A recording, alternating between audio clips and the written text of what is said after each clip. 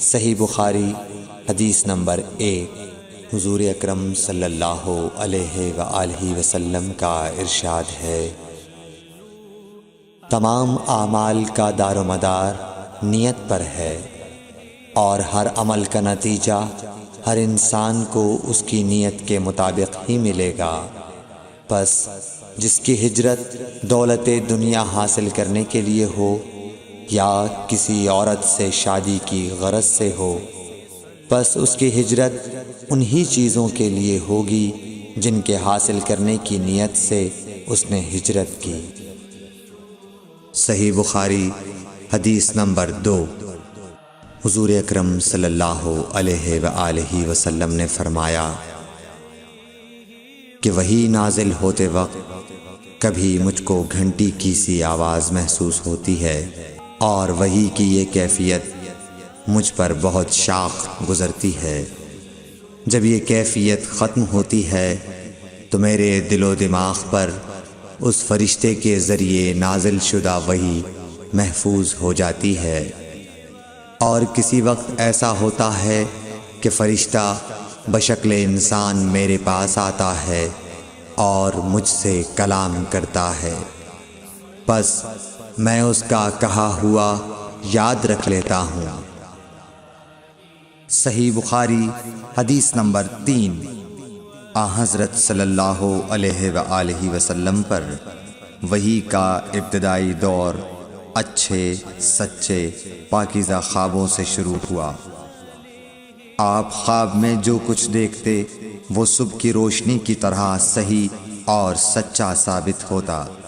پھر من جانب قدرت آپ تنہائی پسند ہو گئے، اور آپ نے غار حرا میں خلوت نشینی اختیار فرمائی، اور کئی دن اور رات وہاں مسلسل عبادت اور یاد الہی و ذکر میں مشغول رہنے لگے۔ جب تک گھر آنے کو دل نہ چاہتا توشہ ہمراہ لیے ہوئے وہاں رہتے۔ توشہ ختم ہونے پر ہی اہلیہ محترمہ حضرت خدیجہ رضی اللہ تعالی عنہا کے پاس تشریف لاتے، اور کچھ توشہ ہمراہ لے کر پھر وہاں جا کر خلوت گزین ہو جاتے۔ یہی طریقہ جاری رہا یہاں تک کہ آپ پر حق منکشف ہو گیا، اور آپ غار حرا ہی میں قیام پذیر تھے کہ اچانک حضرت جبرائیل علیہ السلام آپ کے پاس حاضر ہوئے اور کہنے لگے کہ اے محمد پڑھو۔ آپ فرماتے ہیں کہ میں نے کہا کہ میں پڑھنا نہیں جانتا۔ آپ صلی اللہ علیہ وسلم فرماتے ہیں کہ فرشتے نے مجھے پکڑ کر اتنے زور سے بھینچا کہ میری طاقت جواب دے گئی۔ پھر مجھے چھوڑ کر کہا پڑھو۔ میں نے پھر وہی جواب دیا کہ میں پڑھا ہوا نہیں ہوں۔ اس فرشتے نے مجھ کو نہایت ہی زور سے بھینچا کہ مجھ کو سخت تکلیف محسوس ہوئی۔ پھر اس نے کہا کہ پڑھ۔ میں نے کہا میں پڑھا ہوا نہیں ہوں۔ فرشتے نے تیسری بار مجھ کو پکڑا اور تیسری مرتبہ پھر مجھ کو بھینچا، پھر مجھے چھوڑ دیا اور کہنے لگا کہ پڑھو اپنے رب کے نام کی مدد سے جس نے پیدا کیا اور انسان کو خون کی پھٹکی سے بنایا۔ پڑھو اور آپ کا رب بہت ہی مہربانیاں کرنے والا ہے۔ پس یہی آیتیں آپ حضرت جبرائیل علیہ السلام سے سن کر اس حال میں غار حرا سے واپس ہوئے کہ آپ کا دل اس انوکھے واقعے سے کانپ رہا تھا۔ آپ حضرت خدیجہ کے ہاں تشریف لائے اور فرمایا کہ مجھے کمبل اوڑھا دو، مجھے کمبل اوڑھا دو۔ لوگوں نے آپ کو کمبل اوڑھا دیا۔ جب آپ کا ڈر جاتا رہا تو آپ نے اپنی زوجہ محترمہ حضرت خدیجہ رضی اللہ تعالی عنہا کو تفصیل کے ساتھ یہ واقعہ سنایا، اور فرمانے لگے کہ مجھ کو اب اپنی جان کا خوف ہو گیا ہے۔ آپ کی اہلیہ محترمہ حضرت خدیجہ رضی اللہ تعالی عنہا نے آپ کی ڈھارس بندھائی اور کہا کہ آپ کا خیال صحیح نہیں ہے۔ اللہ کی قسم آپ کو اللہ کبھی رسوا نہیں کرے گا۔ آپ تو اخلاق فاضلہ کے مالک ہیں، آپ تو کنبہ پرور ہیں، بے کسوں کا بوجھ اپنے سر پر رکھتے ہیں، مفلسوں کے لیے آپ کماتے ہیں، مہمان نوازی میں آپ بے مثال ہیں، اور مشکل وقت میں آپ امر حق کا ساتھ دیتے ہیں۔ ایسے اوصاف حسنہ والا انسان یوں بے وقت ذلت و خواری کی موت نہیں پا سکتا۔ پھر مزید تسلی کے لیے حضرت خدیجہ رضی اللہ تعالی عنہا آپ کو ورقہ بن نوفل کے پاس لے گئیں، جو ان کے چچا زاد بھائی تھے اور زمانہ جاہلیت میں نصرانی مذہب اختیار کر چکے تھے اور عبرانی زبان کے کاتب تھے۔ چنانچہ انجیل کو بھی حسب منشاء خداوندی عبرانی زبان میں لکھا کرتے تھے۔ انجیل سریانی زبان میں نازل ہوئی تھی، پھر اس کا ترجمہ عبرانی زبان میں ہوا۔ ورقہ اسی کو لکھتے تھے۔ وہ بہت بوڑھے ہو گئے تھے، یہاں تک کہ ان کی بینائی بھی رخصت ہو چکی تھی۔ حضرت خدیجہ رضی اللہ تعالی عنہا نے ان کے سامنے آپ کے حالات بیان کیے اور کہا کہ اے چچا زاد بھائی، اپنے بھتیجے محمد صلی اللہ علیہ وسلم کی زبانی ذرا ان کی کیفیت سن لیجئے۔ وہ بولے کہ بھتیجے، آپ نے جو کچھ دیکھا ہے اس کی تفصیل سناؤ۔ چنانچہ آپ صلی اللہ علیہ وآلہ وسلم نے از اول تا آخر پورا واقعہ سنایا، جسے سن کر ورقہ بے اختیار ہو کر بول اٹھے کہ یہ تو وہی ناموس معزز رازدان فرشتہ ہے جسے اللہ نے حضرت موسیٰ علیہ السلام پر وحی دے کر بھیجا تھا۔ کاش میں آپ کے اس عہد نبوت کے شروع ہونے پر جواں عمر ہوتا، کاش میں اس وقت تک زندہ رہتا جب کہ آپ کی قوم آپ کو اس شہر سے نکال دے گی۔ رسول کریم صلی اللہ علیہ وآلہ وسلم نے یہ سن کر تعجب سے پوچھا کہ کیا وہ لوگ مجھ کو نکال دیں گے، حالانکہ میں تو ان میں صادق و امین و مقبول ہوں۔ ورقہ بولا، ہاں یہ سب کچھ سچ ہے، مگر جو شخص بھی آپ کی طرح امر حق لے کر آیا لوگ اس کے دشمن ہی ہو گئے ہیں۔ اگر مجھے آپ کی نبوت کا وہ زمانہ مل جائے تو میں آپ کی پوری مدد کروں گا۔ مگر ورقہ کچھ دنوں کے بعد انتقال کر گئے، پھر کچھ عرصے تک وحی کی آمد موقوف رہی۔ صحیح بخاری حدیث نمبر 4۔ حضور اکرم صلی اللہ علیہ وآلہ وسلم نے وحی کے رک جانے کے زمانے کے حالات بیان فرماتے ہوئے کہا کہ ایک روز میں چلا جا رہا تھا کہ اچانک میں نے آسمان کی طرف ایک آواز سنی، اور میں نے اپنا سر آسمان کی طرف اٹھایا۔ کیا دیکھتا ہوں کہ وہی فرشتہ جو میرے پاس غار حرا میں آیا تھا وہ آسمان و زمین کے بیچ میں ایک کرسی پر بیٹھا ہوا ہے۔ میں اس سے ڈر گیا اور گھر آنے پر میں نے پھر کمبل اوڑھنے کی خواہش ظاہر کی۔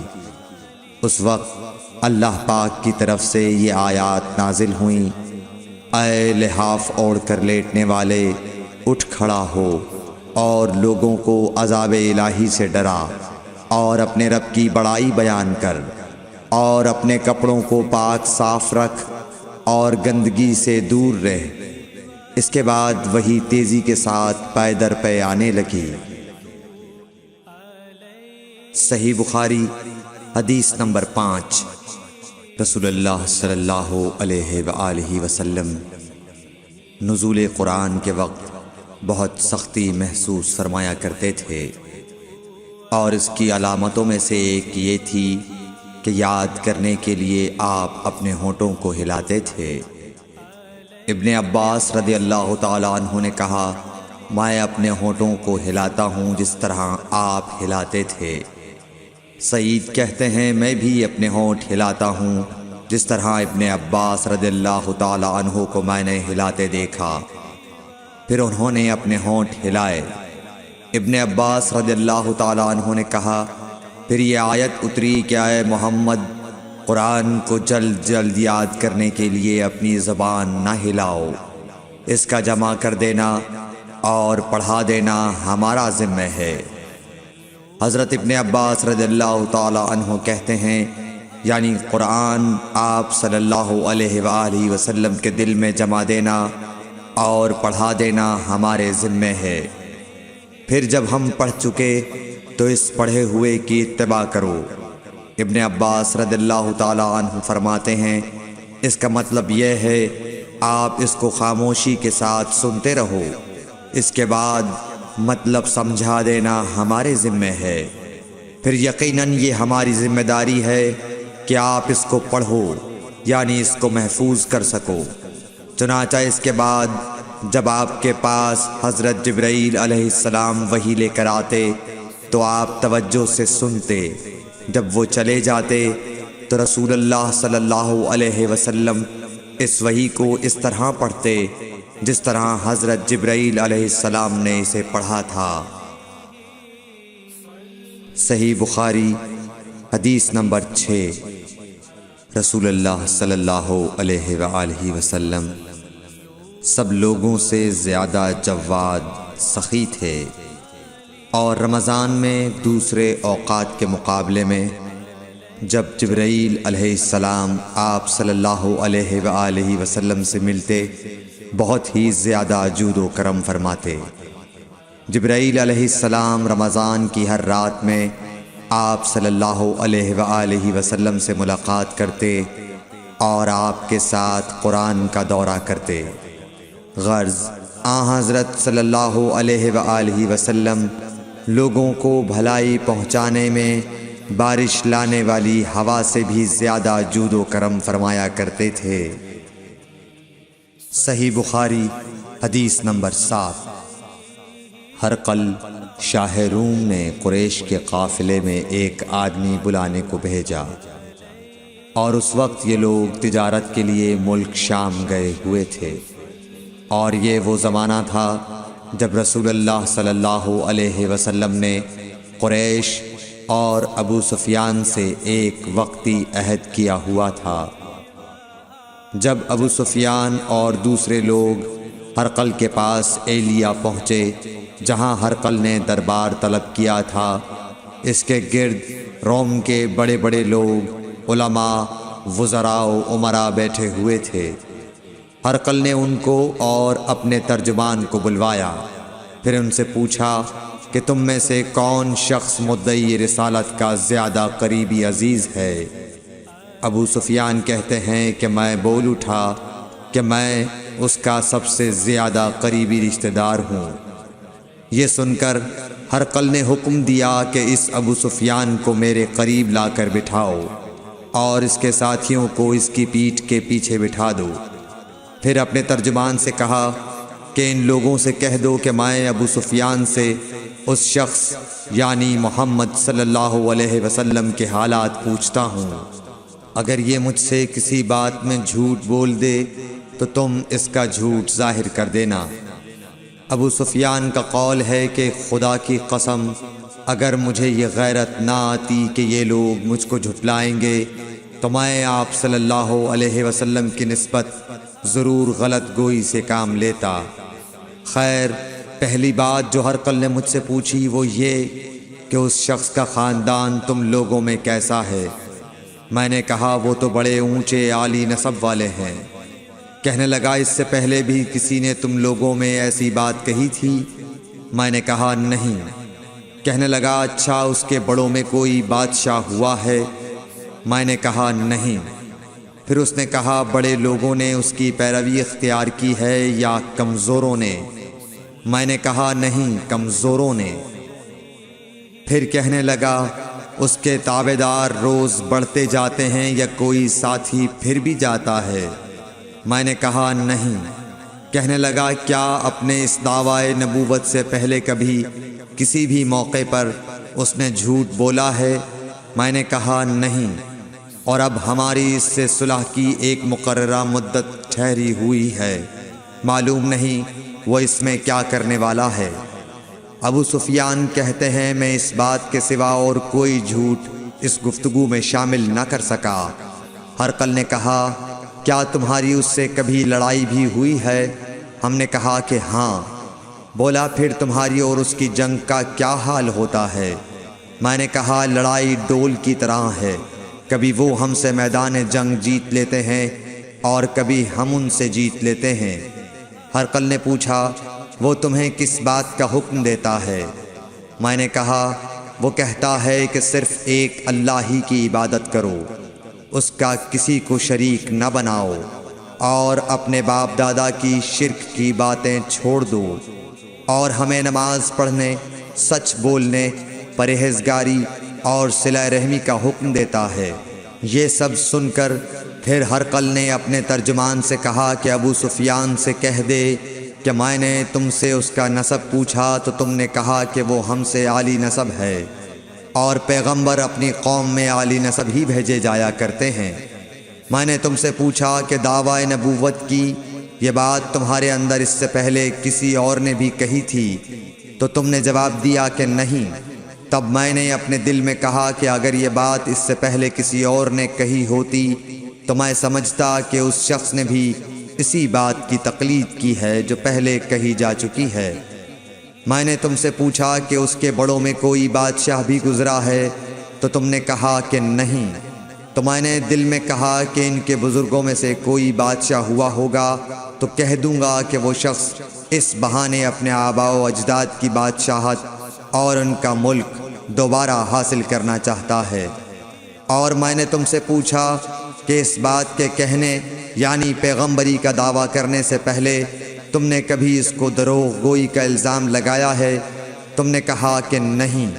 تو میں نے سمجھ لیا کہ جو شخص آدمیوں کے ساتھ دروغ گوئی سے بچے وہ اللہ کے بارے میں کیسے جھوٹی بات کہہ سکتا ہے۔ اور میں نے تم سے پوچھا کہ بڑے لوگ اس کے پیرو ہوتے ہیں یا کمزور آدمی؟ تم نے کہا کمزوروں نے اس کی اتباع کی ہے۔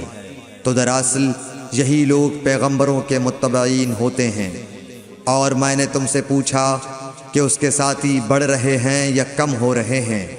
تم نے کہا کہ وہ بڑھ رہے ہیں، اور ایمان کی کیفیت یہی ہوتی ہے حتیٰ کہ وہ کامل ہو جاتا ہے۔ اور میں نے تم سے پوچھا کہ آیا کوئی شخص اس کے دین سے ناخوش ہو کر مرتد بھی ہو جاتا ہے؟ تم نے کہا نہیں۔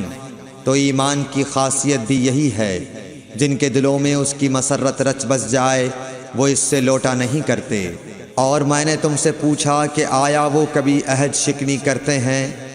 تم نے کہا نہیں۔ پیغمبروں کا یہی حال ہوتا ہے، وہ عہد کی خلاف ورزی نہیں کرتے۔ اور میں نے تم سے کہا کہ وہ تم سے کس چیز کے لیے کہتے ہیں؟ تم نے کہا کہ وہ ہمیں حکم دیتے ہیں کہ اللہ کی عبادت کرو، اس کے ساتھ کسی کو شریک نہ ٹھہراؤ، اور تمہیں بتوں کی پرستش سے روکتے ہیں، سچ بولنے اور پرہیزگاری کا حکم دیتے ہیں۔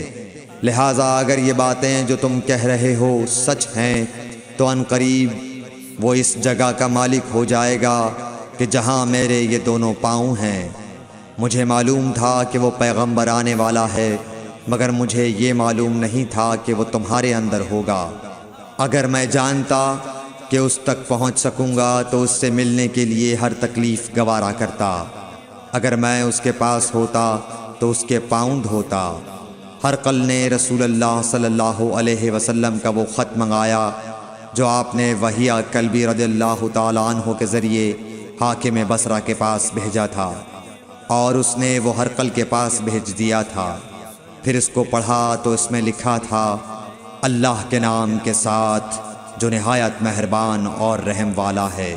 اللہ کے بندے اور اس کے پیغمبر محمد صلی اللہ علیہ وسلم کی طرف سے یہ خط ہے شاہ روم کے لیے۔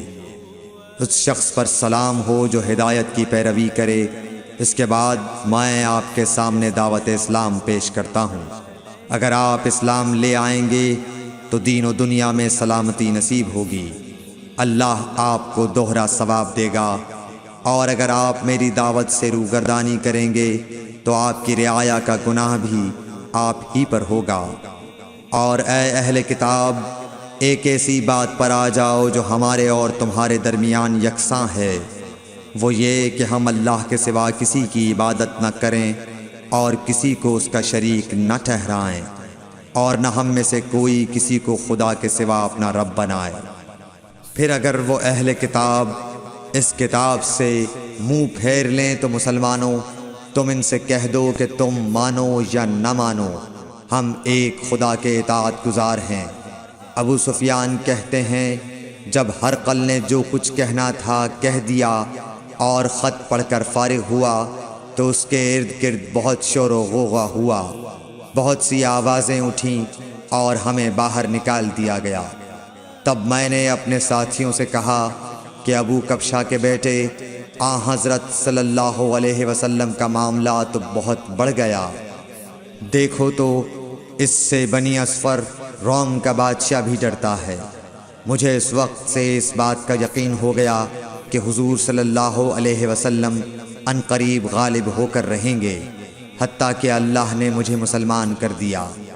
راوی کا بیان ہے کہ ابن ناطور ایلیا کا حاکم ہرقل کا مصاحب اور شام کے نصارہ کا لاٹ پادری بیان کرتا تھا کہ ہرقل جب ایلیا آیا ایک دن صبح کو پریشان اٹھا تو اس کے درباریوں نے دریافت کیا کہ آج ہم آپ کی حالت بدلی ہوئی پاتے ہیں، کیا وجہ ہے؟ ابن ناطور کا بیان ہے کہ ہرقل نجومی تھا، علم نجوم میں وہ پوری مہارت رکھتا تھا۔ اس نے اپنے ہم نشینوں کو بتایا کہ میں نے آج رات ستاروں پر نظر ڈالی تو دیکھا کہ ختنہ کرنے والوں کا بادشاہ ہمارے ملک پر غالب آ گیا ہے۔ بھلا اس زمانے میں کون لوگ ختنہ کرتے ہیں؟ انہوں نے کہا کہ یہود کے سوا کوئی ختنہ نہیں کرتا، سو ان کی وجہ سے پریشان نہ ہوں۔ سلطنت کے تمام شہروں میں یہ حکم لکھ بھیجیے کہ وہاں جتنے یہودی ہوں سب قتل کر دیے جائیں۔ وہ لوگ انہی باتوں میں مشغول تھے کہ ہرقل کے پاس ایک آدمی لایا گیا جسے شاہ غسان نے بھیجا تھا۔ اس نے رسول اللہ صلی اللہ علیہ وسلم کے حالات بیان کیے۔ جب ہرقل نے سارے حالات سن لیے تو کہا کہ جا کر دیکھو وہ ختنہ کیے ہوئے ہے یا نہیں۔ انہوں نے اسے دیکھا تو بتلایا کہ وہ ختنہ کیا ہوا ہے۔ ہرقل نے جب اس شخص سے عرب کے بارے میں پوچھا تو اس نے بتلایا کہ وہ ختنہ کرتے ہیں۔ تب ہرقل نے کہا کہ یہی محمد صلی اللہ علیہ وسلم اس امت کے بادشاہ ہیں جو پیدا ہو چکے ہیں۔ پھر اس نے اپنے ایک دوست کو رومیہ خط لکھا اور وہ بھی علم نجوم میں ہرقل کی طرح ماہر تھا۔ پھر وہاں سے ہرقل حمص چلا گیا، ابھی حمص سے نکلا نہیں تھا کہ اس کے دوست کا خط اس کے جواب میں آ گیا۔ اس کی رائے بھی حضور صلی اللہ علیہ وسلم کے ظہور کے بارے میں ہرقل کے موافق تھی کہ محمد صلی اللہ علیہ وسلم واقعی پیغمبر ہیں۔ اس کے بعد ہرقل نے روم کے بڑے آدمیوں کو اپنے حمص کے محل میں طلب کیا اور اس کے حکم سے محل کے دروازے بند کر لیے گئے۔ پھر وہ اپنے خاص محل سے باہر آیا اور کہا، اے روم والو، کیا ہدایت اور کامیابی میں کچھ حصہ تمہارے لیے بھی ہے؟ اگر تم اپنی سلطنت کی بقا چاہتے ہو تو پھر اس نبی صلی اللہ علیہ وسلم کی بیعت کر لو اور مسلمان ہو جاؤ۔ یہ سننا تھا کہ پھر لوگ وحشی گدھوں کی طرح دروازوں کی طرف دوڑے، مگر انہیں بند پایا۔ آخر جب ہرقل نے اس بات سے ان کی یہ نفرت دیکھی اور ان کے ایمان لانے سے مایوس ہو گیا تو کہنے لگا کہ ان لوگوں کو میرے پاس لاؤ۔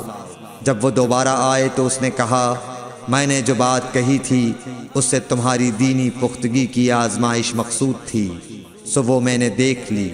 تب یہ بات سن کر وہ سب کے سب اس کے سامنے سجدے میں گر پڑے اور اس سے خوش ہو گئے۔ بالآخر ہرقل کی آخری حالت یہی رہی۔ صحیح بخاری حدیث نمبر 8۔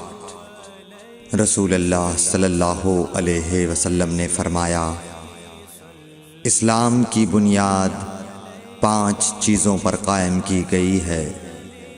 اول گواہی دینا کہ اللہ کے سوا کوئی معبود نہیں اور بے شک حضرت محمد صلی اللہ علیہ وسلم اللہ کے سچے رسول ہیں، اور نماز قائم کرنا اور زکوٰۃ ادا کرنا اور حج کرنا اور رمضان کے روزے رکھنا۔ صحیح بخاری حدیث نمبر 9۔ نبی کریم صلی اللہ علیہ وآلہ وسلم نے فرمایا کہ ایمان کی 60 سے کچھ اوپر شاخیں ہیں، اور حیا شرم بھی ایمان کی ایک شاخ ہے۔ صحیح بخاری حدیث نمبر 10۔